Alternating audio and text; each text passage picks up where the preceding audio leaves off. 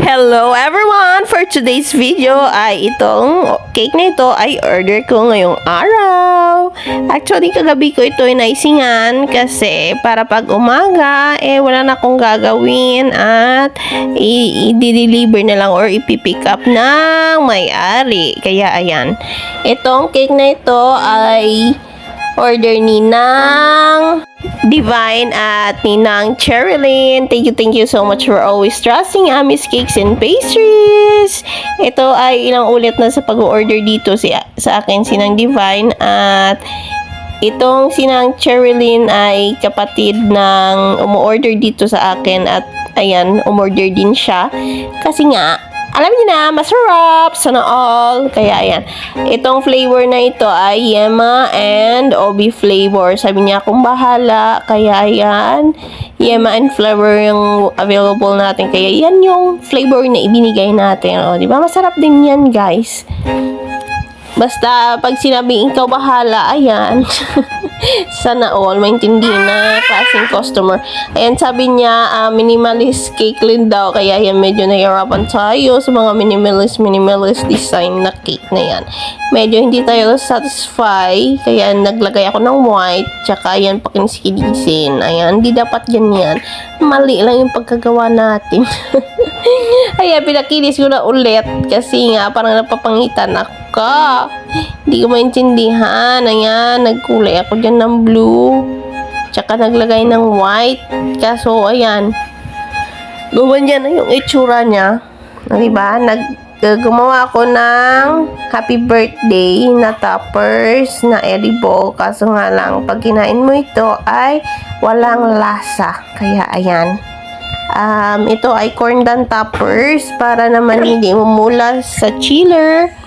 O kahit ilabas o ipasok mo pa yan. O diba, ilabas-pasok mo lang yan. Charot. Ito ay Yema flavor din. At yung kulay niya ay pink sana. Pero ginawa kong purple. O diba, pala decision yan. Ganyan talaga yan. Ayan, ginaganyan ko lang. At nilagyan ko lang ng happy birthday toppers para maganda kasi yung lettering natin, handwriting natin ay pangit pa sa pangit. Charot lang. Ayaw mag-littering, kaya ayan, nilagyan natin ng judges. Ang size ng cake na ito ay 7 by 3 para tumaas. Pag size 8 ginawa ko, flat lang siya na mga 1 inch or 2 inch dyan yan. Pag ganito yung size niya, maganda tingnan, no? Diba? Wala decision yan talaga. Ito ay ubi flavor din, guys. At yung kulay ay yellow. O, diba? May dark yellow at saka light yellow. Ganyan lang kasimple, guys. Kasi tatlong cake yung in-order ni Nang Cherilyn.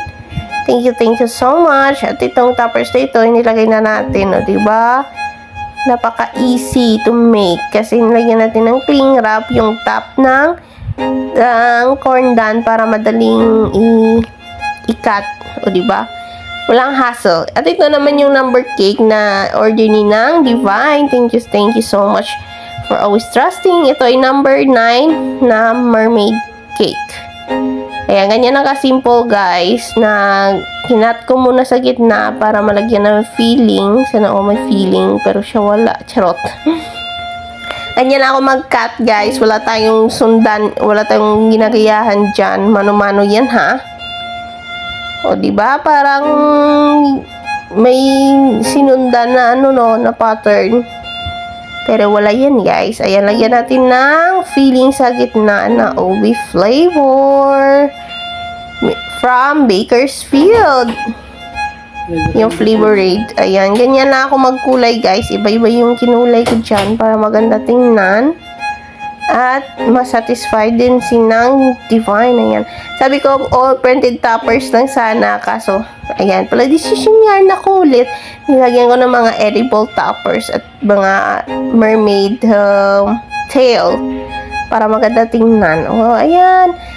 Yung dapat yung presyo niya is ganun lang. Pero ako pala decision yan. Sobra pa sana sa ganung presyo. Pero okay lang. Minsan lang naman yan. I will do my best para naman masatisfy si Nang Divine. O, diba? Yan na guys. Thanks for watching. Bye. Love you. Mama Kiss Lagpok.